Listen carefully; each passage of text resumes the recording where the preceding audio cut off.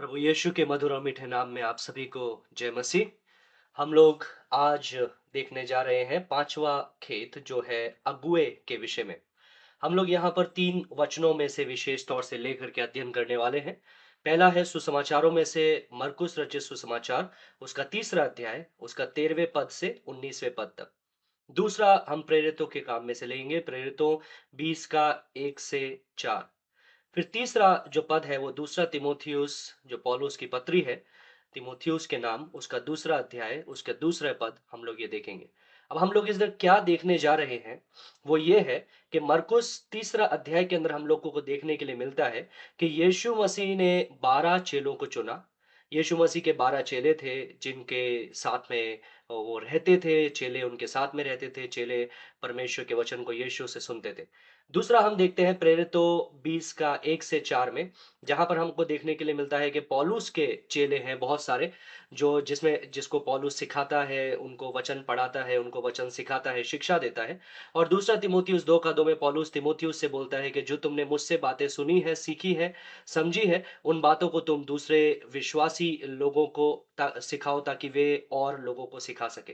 तो इन 3 पदों के अंदर लेकिन हम मुख्य बात देखते हैं मरकुस तीसरे अध्याय के अंदर कि हालांकि यीशु मसीह के 12 चेले थे, लेकिन उन 12 चेलों में से 3 चेले ऐसे थे जो यीशु मसीह के सबसे करीब थे।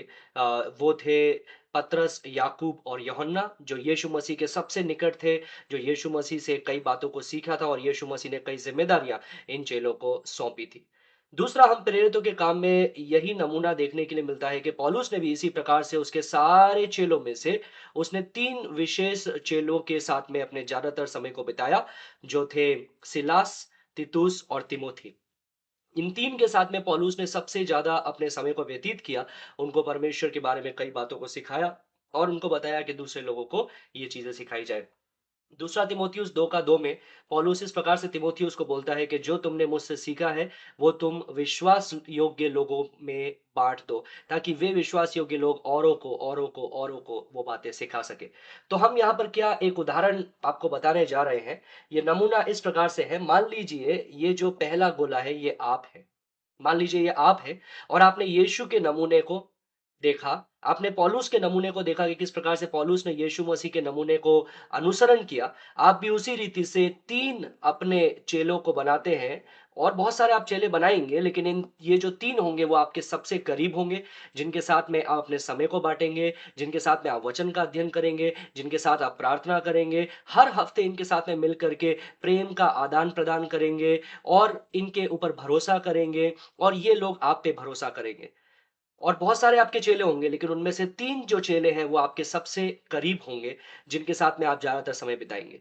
अब इस नमूने के अनुसार जो हमने तो दूसरा तीमुथियुस 2 का 2 में देखा, प्रेरितों में देखा और मरकुस में देखा, इन चेलों की ज़िम्मेदारी है कि ये चेले भी एक-एक चेले 3-3 और चेलों को बनाएँ, जो चेले उनके सबसे करीब हों। मान लीजिए ये जो आपका चेला है, ये 3 और चेलों को बनाना है, इसकी ज़िम्मेदारी है कि 3 और चेलों को बनाए, जो जिनके साथ में ये वही काम करें, जो आपने इनके साथ में किया है, समय बिताएँ, प्रार्थना करें, वचन का अध्ययन करें, उन पे भरोसा करें, जवाबदेही उनको बनाएँ, जवाबदारी उनके जीवन में सौंपें, उत्तरदायित्व सौंपें और उसी प्रकार से ये 3 चेले भी बनेंगे। अब इन 3 चेलों की भी ज़िम्मेदारी यही है कि ये 3 चेले भी 3-3 और चेलों को बनाएँ और इस प्रक्रिया को जारी रखें।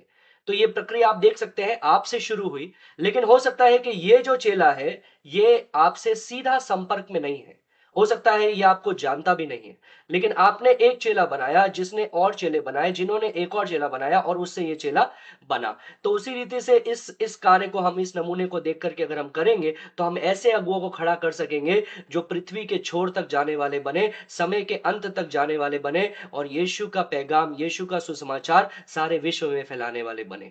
आप सभी को आशा करते हैं कि इससे बहुत सीख और सबक मिला होगा।